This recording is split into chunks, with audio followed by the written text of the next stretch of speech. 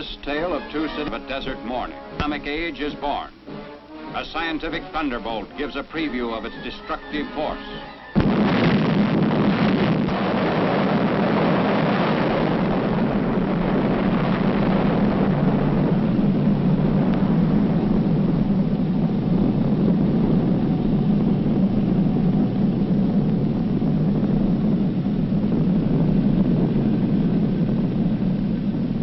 From the instant of that first blast until Hiroshima vanished from the list of living cities, closely guarded plants in New Mexico, Tennessee, and the state of Washington continued their work to shorten the war. Hiroshima, one of Japan's arsenal cities, was selected as the first to feel the weight of atomic power. 21 days after the New Mexico dress rehearsal, a lone B-29 was over Hiroshima, carrying an atomic bomb. At 8:15 in the morning of August 6, Japanese time, the first atomic bomb hit an enemy target. The bomb was aimed to explode above 0 point, a spot in the city at the junction of the Motoyisu and Ota rivers. The bomb was intentionally set to explode well above the 0 point to dissipate its radioactivity. Here is the pictorial record of the result. At 0 point, directly beneath the explosion, the soldier in the scene is pointing at the spot from which all damage to the surrounding area was measured in terms of distance from the center of the blast. Within a mile of 0 point, the devastation speaks for itself. But in these very ruins, Army cameramen have found and filmed pictorial evidence that tells in twisted steel and stone the effect of death-dealing atomic power. For example, this was the site of the main Japanese military headquarters. There were approximately 20,000 Japanese military personnel stationed here. They are among the missing. A lone concrete smokestack indicates where a bustling factory once stood. Reinforced concrete buildings seem to have withstood the explosion fairly well, the damage varying with their distance from 0 point. Within an area of a mile to a mile and a half, this type of building was the only type to withstand complete demolition and destruction. Here's a building that was actually knocked sidewise, giving you an idea of the force of the blast. The direction of the blast is graphically told by the slant of this parapet, a concrete wall. Etched in the stone base of what was the Russo-Japanese War Memorial are telltale lines, atomic handwriting for all to read. Another signpost of the direction and force of the explosion is blasted in the polished granite base of this statue. The light surface indicates the angle of the blast, 2/10 of a mile from 0 point. Many of the shattered windows pointed like skeleton fingers the direction of the atomic wind of death. On one side, blown in. On the other, blown out, with atomic tornado force. Inside, the flash burns on the chairs give eloquent testimony on the heat of the blast a mile from 0 point, which singed the mohair upholstery like a blowtorch. Hiroshima City Hall, which stood at an angle of 45 degrees to the direction of the explosion, had its doors and windows blown in, but suffered much less damage than buildings squarely in the path of the blast. The windows and doors offer mute evidence of the way the blast swept into the structures. The destructive circle within a mile from 0 point had a few notable exceptions, mainly reinforced concrete. On the edge of the area of greatest damage was a landmark, the Red Cross Hospital, which never ceased functioning, although it sustained damage. Today, it dominates the desert of a debris that was Hiroshima. Another notable exception to the general demolition was the Higashi Railroad Station in East Hiroshima, a mile and a half from the center of the blast. This building, however, suffered extensive damage. The twisted steel beams and concrete wall show the effects of the tremendous concussion.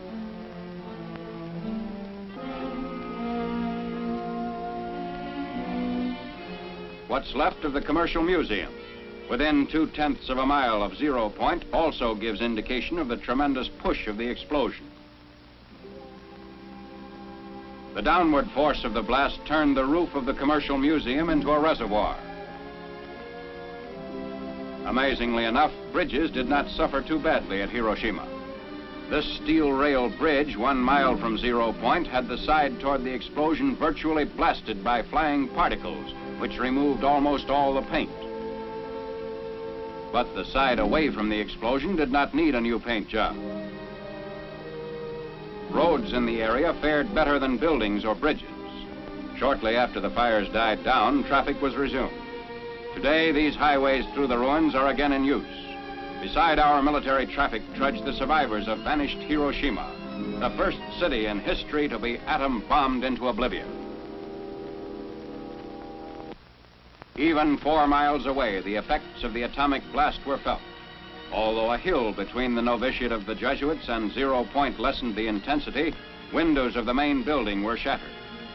A group of priests witnessed and survived the Hiroshima blast. One of them, Father John Zymus, tells what he actually saw, an eyewitness account. I was in my room, which faces the valley, and suddenly I saw a light, like magnesium light, flashlight, which filled the whole valley. And looking out of my window to find out the reason for this peculiar phenomena, I saw nothing besides this light, and turning from the window to the door of my room, I heard a crash. It may have been 10 seconds after seeing the light, the flashlight, and immediately I was covered with splinters of the window frames and glass sticking into the walls and actually in my flesh itself.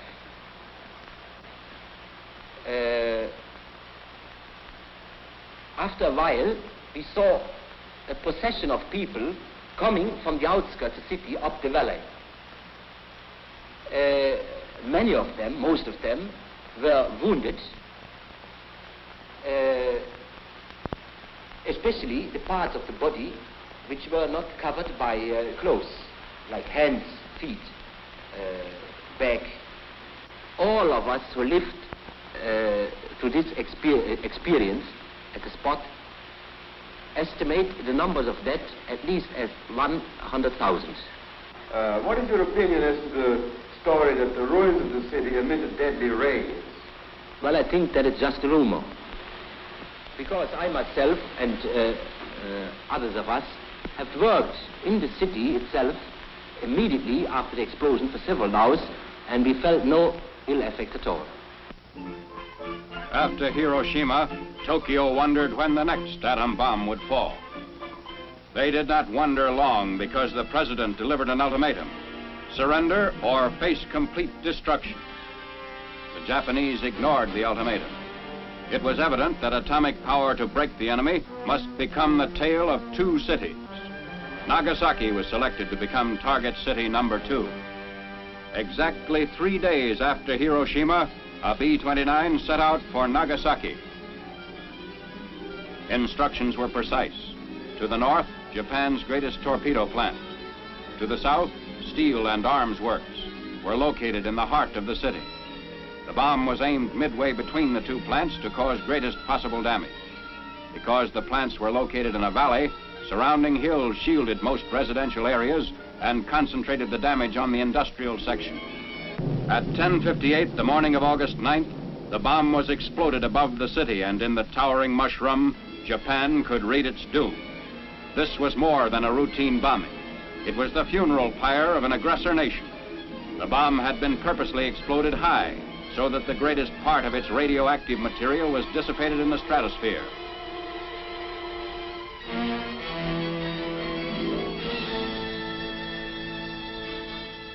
From the air, the skeletons of the Mitsubishi plants made evident that Nagasaki's war-making power was totally destroyed.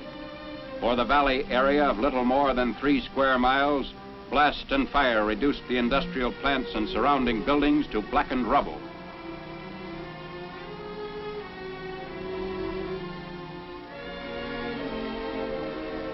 The Mitsubishi Steel and Arms Works extended almost a mile in length. Before the blast, these were modern buildings constructed like our own American factories.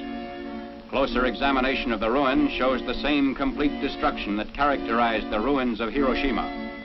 Damage to equipment and machinery used in the manufacture of naval rifles, AA guns, and heavy artillery was such that even if Japan had determined to commit suicide by continuing resistance, she could not have salvaged much from the ruins. Smokestacks bent but did not break before the blast. And roads were unaffected, people using them without ill effect shortly after the explosion. The ruins revealed beyond doubt the existence of the shadow factories the Japanese had set up in the nearby residential areas of the industrial valley. You have seen the swath of destruction created by atomic power in this tale of two cities. The world's greatest minds in science, statecraft, and military matters are wrestling with the problems created by the atom. On this spot, outlined in stone, is a figure representing the average man, regardless of his race or creed. These atomic footprints on the sands of time can never be erased. They point a path which leads to unparalleled progress or unparalleled destruction. Just as in the darkness of the desert morning when the atomic age was born, atomic power puts the question squarely to mankind.